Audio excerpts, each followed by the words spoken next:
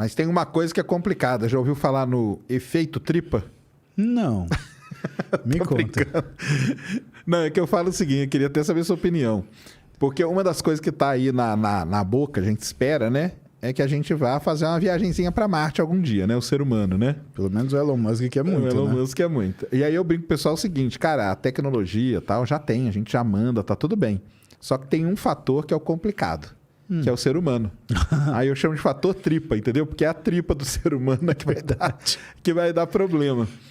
Porque como que o pessoal vê... Como que você vê isso? Porque, assim, até da sua área, cara, dá muito problema em astronauta, né? Você já parou para ver alguma coisa disso? Não? Sim, e assim, para mim, o que é muito curioso não são nem as reações físico-químicas que acontecem por causa da exposição à falta de gravidade, Certo. porque muda completamente, é outra fisiologia, Outra, né? Os caras voltam tudo meio... caquético, sem força. O cara tem que aprender a andar de novo, né? Basicamente é isso. Basicamente. O cara tem que aprender a andar. Né? Pensa que a gente já acorda de manhã tropeçando. Agora imagina um sujeito que fica 6 meses no espaço. Não, eles voltam, eles não conseguem, eles voltam quebrado, cara. E são vários problemas, né? Problema muscular, problema no osso, problema vértebra, né? O cara dá uma crescida porque não tem a gravidade te pressionando. Problema na vista, que dá muito problema também. Na audição dá problema, porque aí por causa de outros, né? O líquido lá e tudo. Equilíbrio. Então tem equilíbrio. E para Marte vai ser 1 ano, né? A minha pergunta, a minha questão é o dia que a nave chegar lá, porque não vai ter ninguém para receber a gente. Não. Então nós vamos ter que chegar lá, vamos ter que levantar depois de 1 ano. Opa, e agora? Vamos começar a andar aqui. Cara, você sabe o que eu chego a pensar? Eu chego a pensar que, puta, tem um filme, eu não lembro o nome, mas que é um projeto de uma mulher astronauta. Eles selecionam essa mulher. Eles precisam mandar essa mulher para um local que é um local absolutamente desconhecido em uma determinada parte do espaço. Só que o corpo humano não tolera. E o que eles fazem? Eles constroem um corpo cibernético. Sim, um avatar, né? E colocam o cérebro dela. Então, ela só é o cérebro. Transferência de consciência. Exatamente. Só que nesse filme, eles colocam o cérebro orgânico dela. Né? Então, não é bem a transferência de consciência. Porque entendi. Eles colocam o cérebro mesmo. Naquele mecanismo. Né? Por quê? Porque o corpo ele não seria capaz de tolerar isso. Entendi.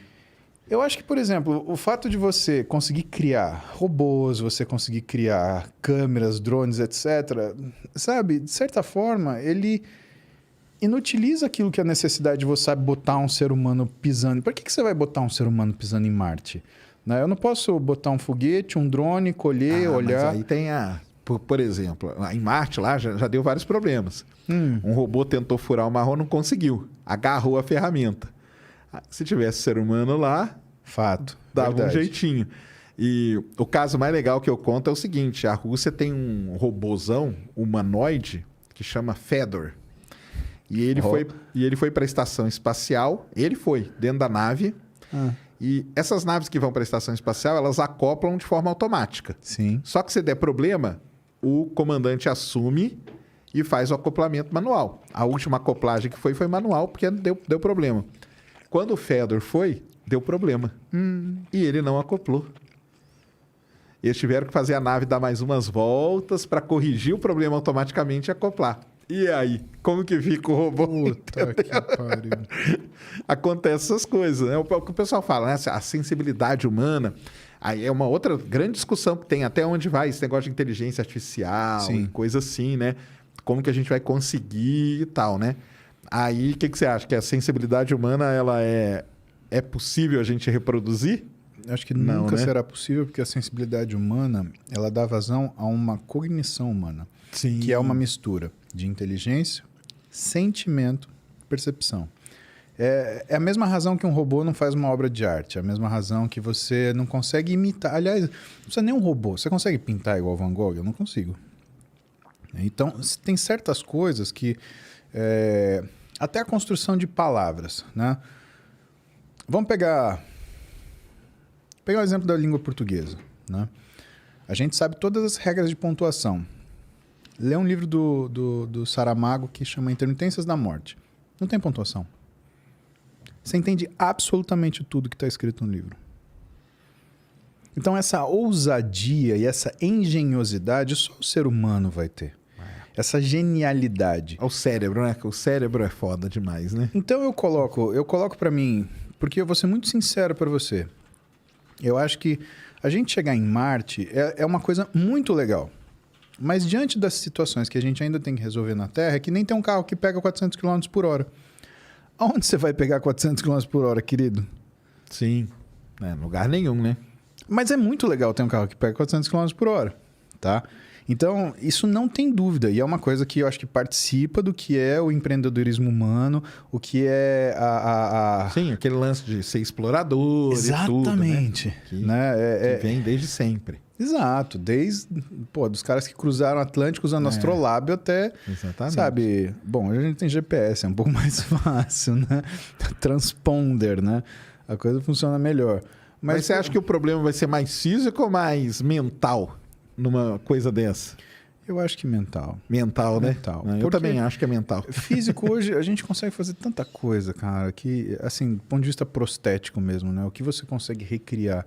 Bom, você vê o Elon Musk fazendo lá o Neuralink, né? Neuralink. É isso aí. E eu tenho certeza que ele vai ter sucesso. Cara, esse cara tem sucesso em tudo que ele faz. Eu vou falar pra ele, não vai dar certo. Eu, Paulão da esquina. Vou falar assim, pra aquele cara. Negativo. Eu tô lá, se ele vender ação, eu compro. Quanto que é a ação dessa porcaria? Me vê meia dúzia aí. Que nem Bitcoin, né? O caboclo pagou 60 mil Bitcoin por uma pizza. Hoje dava pra comprar um mundo com 60 mil Bitcoin.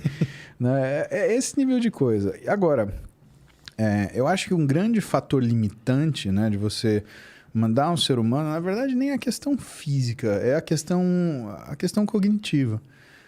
Desde o ponto de vista dele saber o que está acontecendo com ele, do preço que ele vai pagar por isso, o tipo de sensação de glória que ele tem acabará sendo relativizado.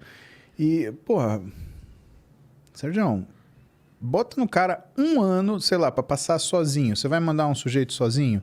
Não, a ideia do Elon Musk é mandar 100 dentro de uma nave. Faz mais sentido quase como se fosse uma colonização. Mas vamos pegar uma situação de estresse, né? Imagina que tem uma epidemia dentro dessa nave. Exatamente, é isso aí. Imagina o pânico. Não, vamos voltar. Então. Não volta. Na verdade, o trem para voltar não tem. E agora? Agora, vamos abraçar e chorar junto? Né? Vamos apertar o botão de foda-se e explodir esse negócio? É isso que eu tenho dúvida. Eu tenho dúvida se o ser humano ele consegue viver longe da familiaridade dele, que é a Terra. Cara, a gente tem banzo da nossa casa que a gente nasceu. Né? Eu, por exemplo, eu morro de saudade de Marília, que é a cidade que eu cresci. Porque eu tenho sensações e sentimentos lá que me trazem uma familiaridade que às vezes eu paro e eu faço um exercício de meditação que é me colocar dentro de Marília. Eu estava falando isso com o Wesley, que é professor do Interligas e que é meu terapeuta, né? Porque ele realmente é fora do sério. E ele estava me falando, métodos que... Eu tenho muito problema de sono. E aí ele fala, mas o que você faz de vez em quando, né? Eu falo, olha... às vezes eu deito no travesseiro e eu fico imaginando que eu estou em Marília. E eu fico imaginando que eu estou indo num lugar familiar, que eu já conheço. Então, eu imagino que eu estou saindo da minha casa, que eu estou descendo pelo aquele chãozinho de ladrilho que é a garagem da minha casa. Eu estou pisando na transição do asfalto com cimento que está na minha calçada. Eu estou seguindo reto, dando 5, 7 passos que é até eu chegar no meio da rua. E eu vou descrevendo aquilo com muita precisão. E aí ele falou, Paulo, isso daí é atenção plena. Isso é um exercício mental, principalmente se você não sai da sua linha de raciocínio. Mas se você usa isso para se acalmar, como que você vai fazer, por exemplo, estando a 1 ano, né, de viagem da sua casa, num lugar hostil, tudo quer te matar, né? Confinado com mais um monte de... que pode querer te matar também, vai saber o que está acontecendo lá dentro, né? Exato. E, sabe, e como que você vai fazer a seleção para esse pessoal aí? Você vai por uma família, por exemplo? Cara, porque teoricamente você fala, não, você põe uma família, se você coloca o homem e a família, não vai sentir falta de nada. Aí eu vou pra minha mulher e minhas 2 filhas numa espaçonave e falo, vamos pra lá, por quê? Porque hoje é sábado, né? Não tem o que fazer. Em vez de pedir uma pizza, vamos pra Marte. Exato. Você vai colocar um bando de solteiro? Cara, a chance disso virar um gangbang é gigante. Alguém apagou a luz, ligou um techno, virou uma rave, acabou. literalmente capaz de ter canibalismo lá dentro. Blá, blá, blá. Você não sabe o que vai virar. Eles já pensaram em colocar militar, porque tem a hierarquia, então talvez tenha um respeito, né? Aí vira fetiche, aí vira outra situação. Não, brincadeira, ó, fui militar. Brincadeira. Porque talvez o militar respeitasse o lance da hierarquia e tudo, então teria um comandante e tal, mas não é a ideia. A ideia mesmo é pessoas comuns, então, né? mas o problema da hierarquia é que tem que ser o comandante, né? Por quê? Porque se ele mostrar uma fraqueza, já era. Acabou, né? Acabou. Exatamente. Porque no meio militar, você tem a confiança do seu subordinado e a responsabilidade de cuidar dele. As pessoas, elas entendem essa coisa a maioria das pessoas, né? Ela entende essa coisa de hierarquia e comando e poder de uma forma errada. O poder não é uma coisa simplesmente a ser exercida. O poder é uma responsabilidade que você tem. É diferente. Então, quando eu pego um soldado e eu indico ele para uma missão, eu tenho uma responsabilidade com ele. Eu preciso que a missão seja feita. Não, mas eu preciso que para essa missão ser feita, ele volte. Senão não teve sucesso a missão, né? Exatamente. Então, é uma responsabilidade. E assim, você imagina aonde você vai achar esse comandante que é um cara, sei lá, de 50 anos, né? E que é um coronel que tá virando general, que vai para ser general. Ele vai deixar tudo que a vida dele e vai entrar com mais 99 soldados lá dentro da nave e toca o pau pra Marte. Vamos ver o que acontece. Aí, ô, oficial de dia, me dá o pronto da missão. Né? Não dá, né? Cara... Não, é complicado. Por isso que eu chamo de fator tripa, entendeu? Esse é o fator tripa que hoje é um grande empecilho, cara. Eu acho que são nossas limitações. A gente tem limitações naturais, né? Claro. Sabe? Cara, a gente desenvolveu sei lá, habilidade para dirigir um Fórmula 1. Né? Mas talvez não exista um Fórmula -1 que o cara ande a 500 km por hora, porque isso passa da sua capacidade de observação e reação. Né? Talvez a gente fazer certas coisas esteja além da nossa capacidade. Talvez a forma da gente observar seja tentando. E talvez a gente dependa de gente com muita coragem para se arriscar nessa seara.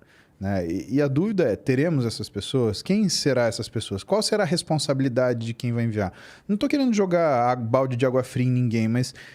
sabe, é fácil querer que os outros façam alguma coisa, né? Eu recebo mensagem lá, você podia fazer tal coisa, né? Mas claro que eu podia, eu não sou você, né? Você não tem a mesma responsabilidade que eu, você não tem nada a perder, né? Porque quando você tem alguma coisa a perder, você podia tudo, mas você pensa em absolutamente tudo e mais um pouco. Né? Eu com um carro desse eu fazia isso. Então, mas justamente, né? Você com um carro desse, talvez você pensasse. Você pensa, você porque com um carro desse, tem, mas né? no meu couro. Exatamente. Né? Então, no meu couro é diferente, né?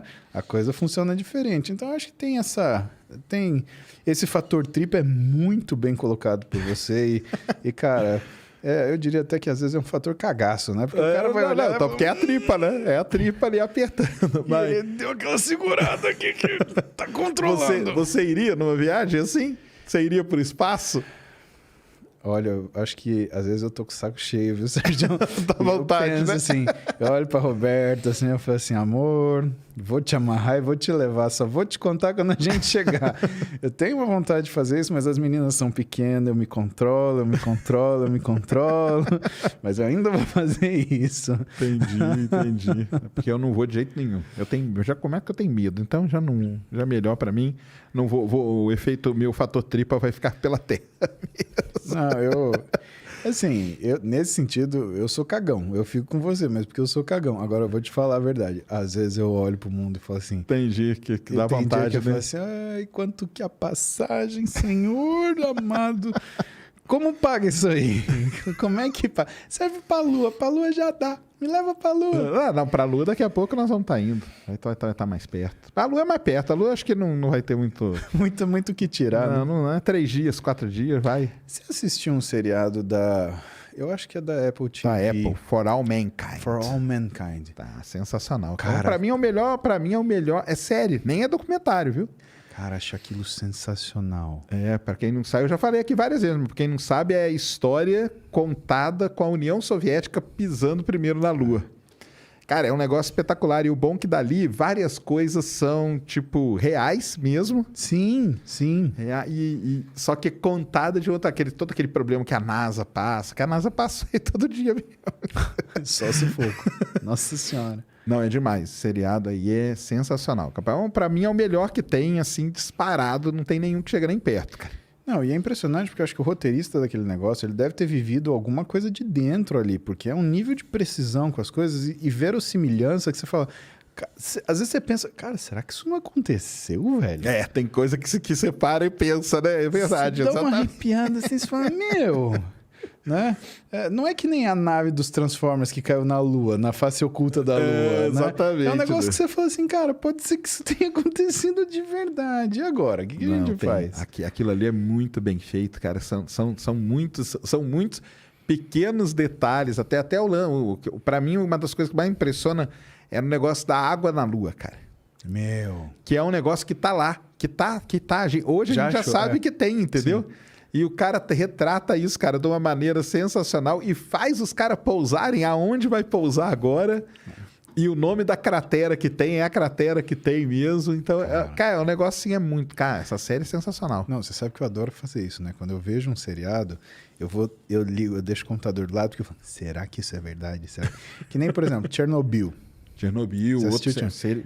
Nossa, muito legal também. Meu, que documentário sensacional. Eu fui lá procurar o Sherbina, fui lá procurar o físico. Meu, esses caras tudo. Existiram, claro. Existiram todos. O cara foi fiel pra caramba na descrição do negócio. Em tudo. E eu fiquei arrepiado tanto que eu assisti de novo Chernobyl, cara. Pra quem nunca viu também, fica aí a dica. Chernobyl, cara. Vale a pena. Da HBO, né, esse aí. É na HBO, um negócio sensacional e... Não, é muito bom, cara. Triste pra caramba, né? Porque foi um negócio triste demais. Sim. Mas é aquilo mesmo. A história é aquela mesmo, com aqueles caras mesmo, existiram mesmo. Não, e você vê o que é a interferência de não técnicos naquilo, né? O uso do grafite em vez daquilo que é o material ideal, ignorando que aquilo podia fazer explodir um reator. Não, e coisa que a gente não viu, porque eu lembro de Chernobyl, eu lembro da chamada do Fantástico. Fazia uma música assim... Uau, uau, uau. Aí você falou, caralho, essa nuvem tá chegando no Brasil, velho. Eu vou me esconder dentro da privada. Né? Aí minha mãe fazia um miojo, colocava um pouquinho de requeijão, ficava brilhante. Eu, caralho, isso daqui tem Chernobyl também. Né? Era um negócio... Eu lembro das manchetes. E a gente não sabia de nada. Por exemplo, aquela história de derreter o reator e cair no lençol freático... Ou combustível nuclear.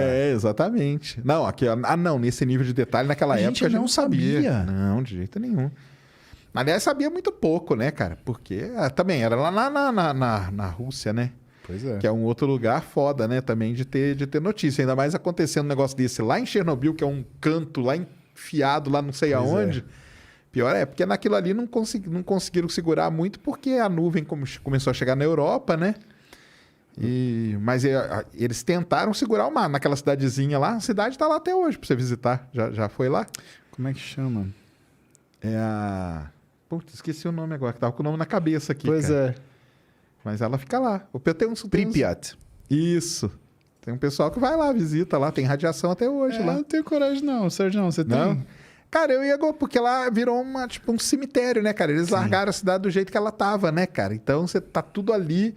E o que é legal pra caramba é que lá tem o robozinho lunar da União Soviética. Porque lembra? Que ele foi que removeu alguns... Ele que foi remover os negócios em cima do telhado, cara. Porque os caras colocavam os caras lá, o cara não aguentava, né? Uhum. Era 2, 3 minutos, vinha uma outra equipe. Aí o cara falou, cara, só tem um jeito, cara. É o robô. Porque o robô lunar, ele foi feito para trabalhar na radiação. Então, o circuito elétrico dele não tostava, porque tudo que colocava ali tostava o circuito por causa da radiação. Mas não teve um que... o que tostou foi o alemão, não foi? Foi, eles trouxeram um alemão, aí depois vieram com o robozinho... É verdade. Com o robozinho lunar soviético. Cara do céu. Até isso aí é verdade mesmo. E o robozinho tem lá, cara, no cemitério, né? Lá de Pripyat, né? Pripyat, é isso mesmo.